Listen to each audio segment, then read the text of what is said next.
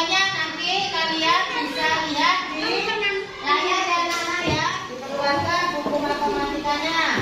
Bagikan LKPD kembang kerja ya, yang akan dikerjakan secara berkelompok. Dan harus waktu istirahat telah tiba. Para siswa akan memakan bekal mereka. Kira, kuping, sama pendek, lebih panjang, ya. Terus sama panjang, ya. Itu kita kerjakan di LKPD. Nah ini nanti tugasnya kalian urutkan siswa berdasarkan tinggi badannya. Bagaimana kalian mengetahuinya? Ya, LKPD ya.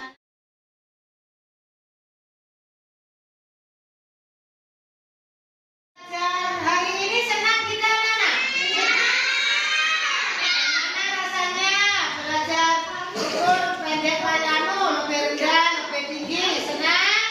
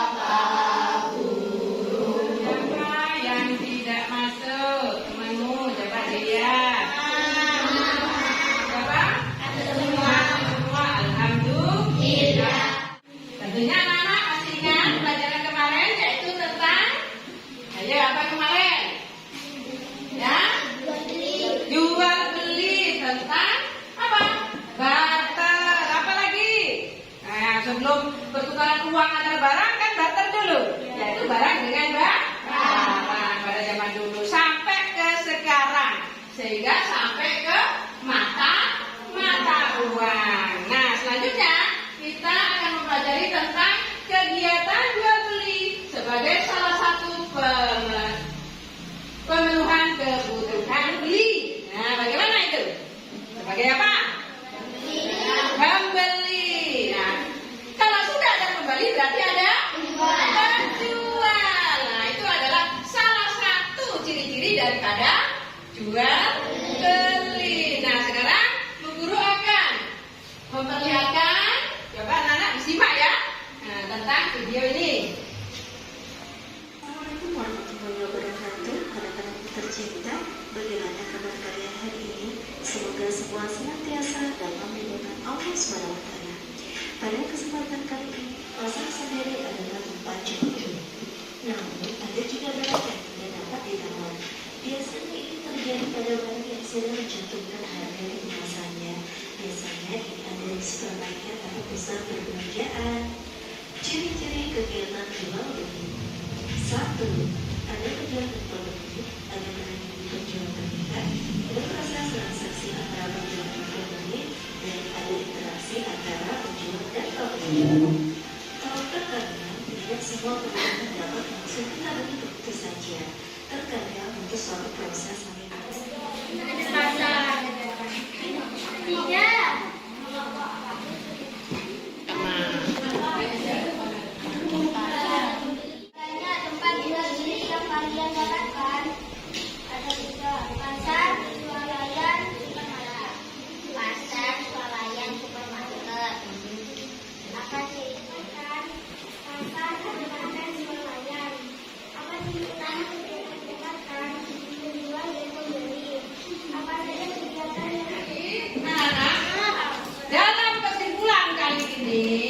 bahwa kita sebagai manusia apa? Membutuhkan apa? Apa? Ayo apa? Kebutuhan setiap hari. Jadi minggu depan kita akan mempelajari pelajaran tersebut. Dah, ayo kita. Nah, tepuk tangan. Dapat ilmu.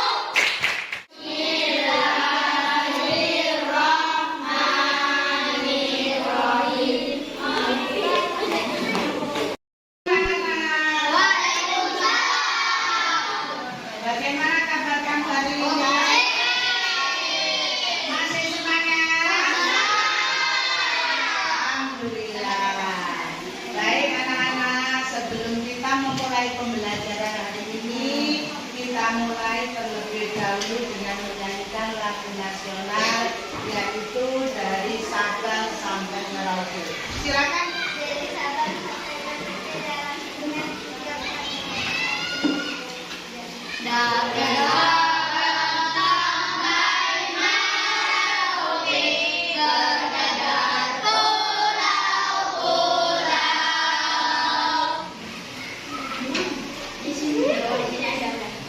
Ayo teman-teman, mari kita berdoa. Ya, mulai.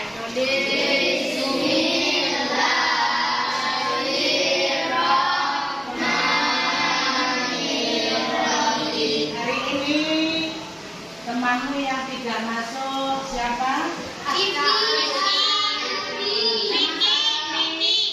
Pelajaran hari ini kita akan belajar tentang keberagaman. Di mana tujuannya? Yaitu tujuan pembelajaran hari ini diharapkan kamu bisa menjelaskan keuntungan di dalam mempelajari keberagaman dan menjelaskan tantangan hidup apa saja di dalam. Di video kali ini kita kembali belajar di kelas 5 bentuk-bentuk keragaman di Indonesia, mata pelajaran pendidikan Pancasila.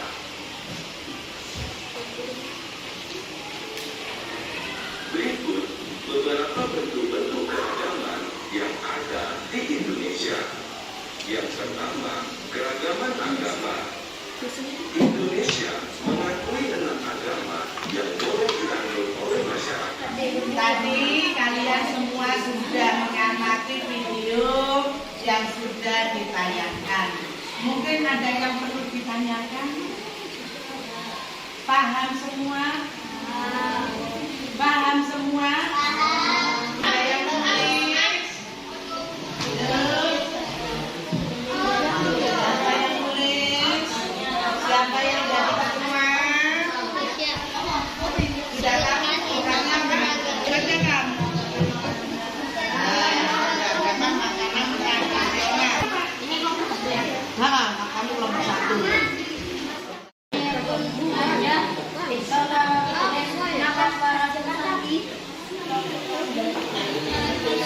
Kita perlihatkan dulu. Ada di Indonesia. 1. Tari saman. 2. Tari piring. Makanan tradisional yang ada di Indonesia. 1. Kuah kuir dari beras, rumah bayi,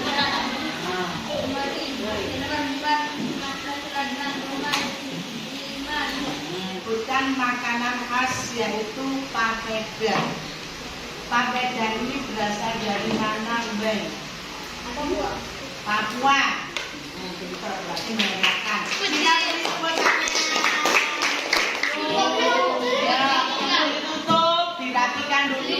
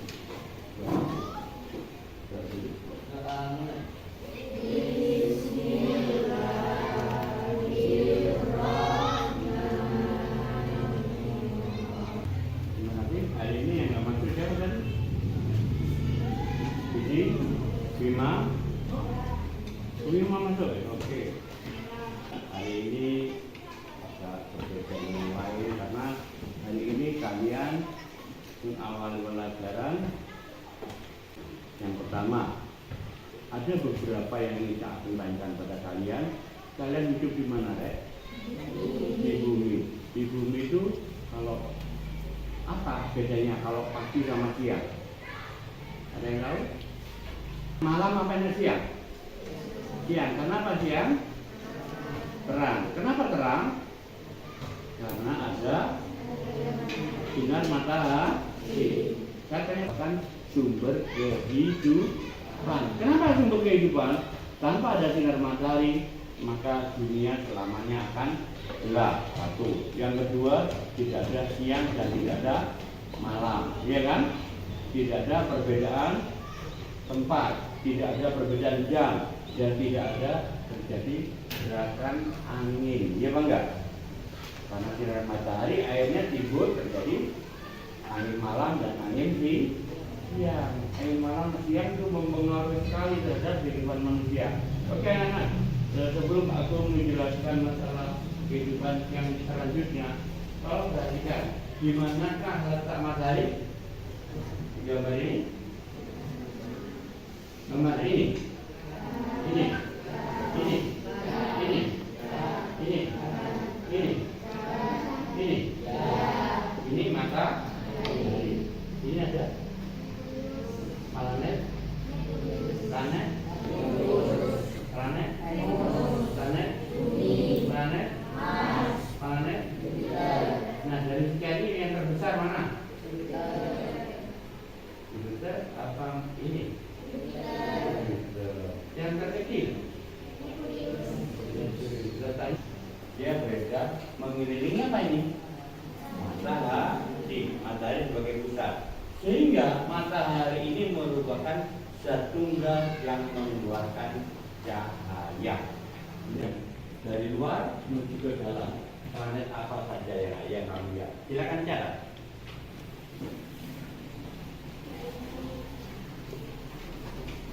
Katanya pada kalian, matahari ini besar kan ya? Besar apa kecil? Sinarnya bisa sampai ke yang paling jauh. Kenapa aku bisa nyampe? Karena sinar itu selalu berjalan lurus ke suatu tempat.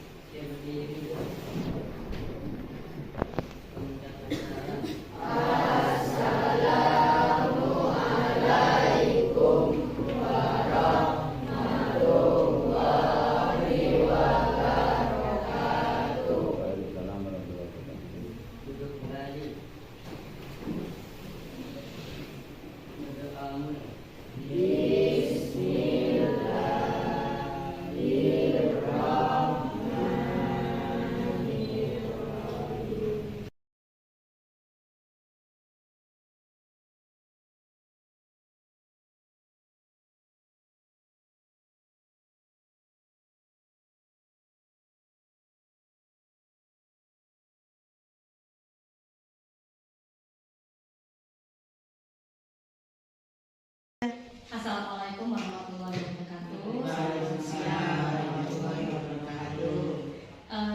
Bapak Ibu, setelah sesuai dengan jadwal observasi yang sudah saya jadwalkan selama 2 hari, saya sudah melakukan observasi di kelas Bapak Ibu semua. Yang ingin saya tanyakan di sini, bagaimana perasaan Bapak Ibu ketika observasi ini dilakukan? Kedepannya kita itu supaya belajar lebih baik lagi. Memang di dalam pembelajaran ini, meskipun kita itu sudah lama terjun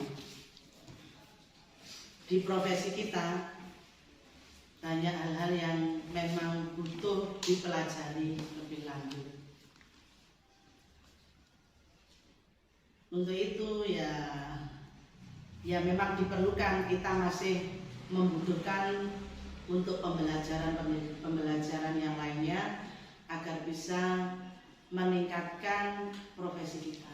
Saya kira hanya itu.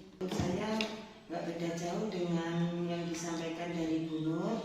kita merasa senang dengan pengukuran kita dalam untuk mengajar sesuai profesi kita sebagai pengajar. Jadi apa kekurangan, kekurangan kita bisa ditingkatkan untuk kedepannya, begitu Bu. Ya, kalau menurut saya ya sama dengan Bu Nur, bahwa dalam mengajar otomatis ada perkembangan. Nah ya, perkembangan itu bisa dilihat dari biasanya mengajar itu kalau saya sendiri ya kemarin itu ya ngajarnya itu hitungannya kita seenaknya lah seperti itu saya. Terus setelah ada observasi dari ibu kepala sekolah, saya lebih tahu bahwa kita mengajar sesuai dengan RPP yang kita buat. Terus kekurangan dan kelebihan kita bisa dipantau langsung oleh kepala sekolah dan juga bisa juga tahu kekurangan kita apa, seperti itu aja. Terima kasih. Sangat senang sekali kan diapa-apakan yang bisa melihat kelemahan kita, kekurangan kita di orang lain, karena kita sebagai makhluk sosial, jadi seenggak-enggaknya dengan observasi yang dilakukan jenengan bisa menunjukkan kelemahan saya di mana, yang harapannya ke depan nanti bisa kami perbaiki. Kalau kita ada yang melihat gitu ya, itu nantinya ke depannya akan ada perbaikan dari kekurangan yang kita lakukan ketika praktek pembelajaran berlangsung. Jadi memang observasi ini tidak untuk gagah-gagahan, oh ini saya yang terbaik, saya yang paling sempurna dalam mengajar, tidak. Ataupun tujuannya adalah untuk mencari kesalahan dan kekurangan guru, tidak ya Bapak Ibu. Jadi semua itu tujuannya adalah memperbaiki kualitas praktek pembelajaran guru ke depan. Nah, kadang-kadang ketika observasi ini dilakukan, biasanya guru itu satu merasa takut, merasa tidak senang, merasa zaman sekarang tuh bahasanya dikepoi ya Bu ya, kepingin tahu guru mengajar ya, seperti perasaan guru itu macam-macam.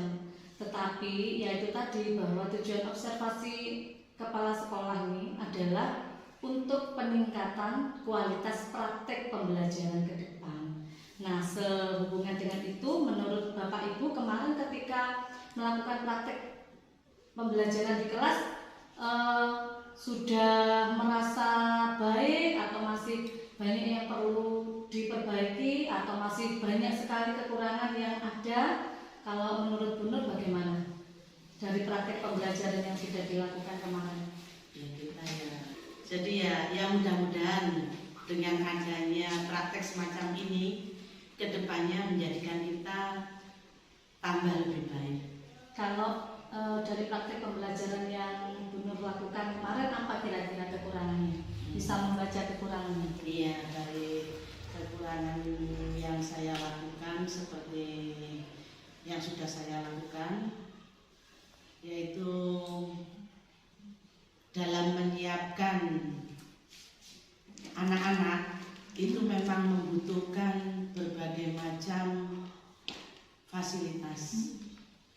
Terus anak-anak sendiri pun juga kalau diberikan dengan hal-hal yang baru itu dia merasa antusias. Sedangkan kita masih ada kekurangan dalam hal itu. Saya memang harus belajar IT ke depannya. Maaf aja, kita kalau mengajar sehari-hari itu kadang kita itu lupa nggak sesuai sintaks-sintaks yang ada di modul Bu.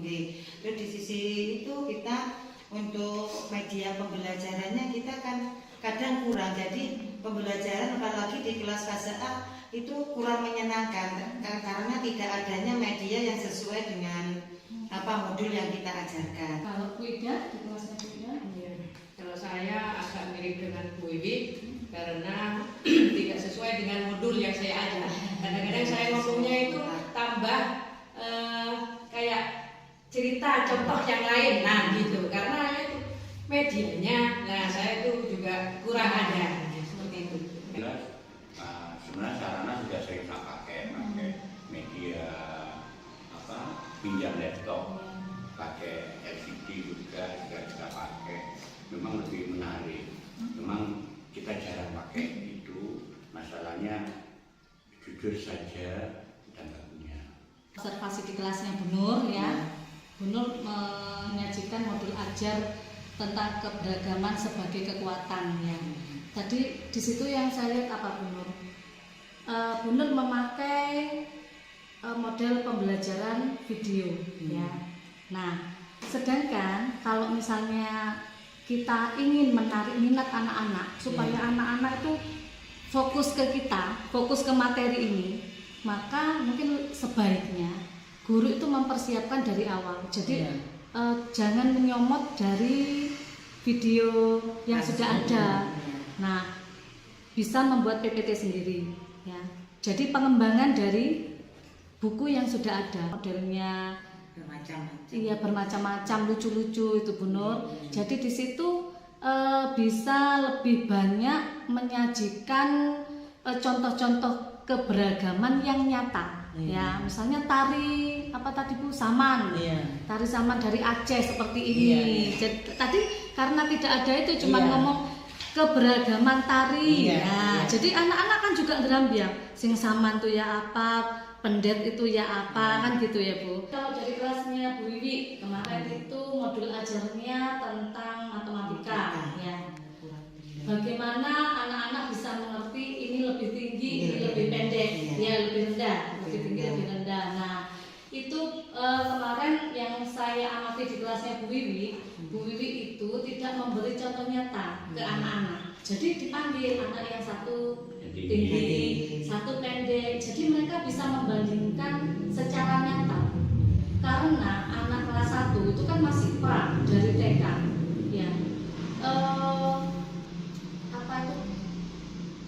Kekuatan ini daya ingatnya itu masih imajiner, jual beli. Nah, kelas 4 itu yang memang ribet Bu, jual beli yang dianukan anak-anak. Misalnya mungkin Bu Ida mengemas dalam bentuk pasar-pasaran ya. Jadi ada yang membawa sayur, ada yang membawa ini gitu loh Bu. Jadi memang ribet, cuman ya supaya anak-anak itu gampang mengingat ya, ribet di kita tapi gampang dimengerti oleh siswa biasanya.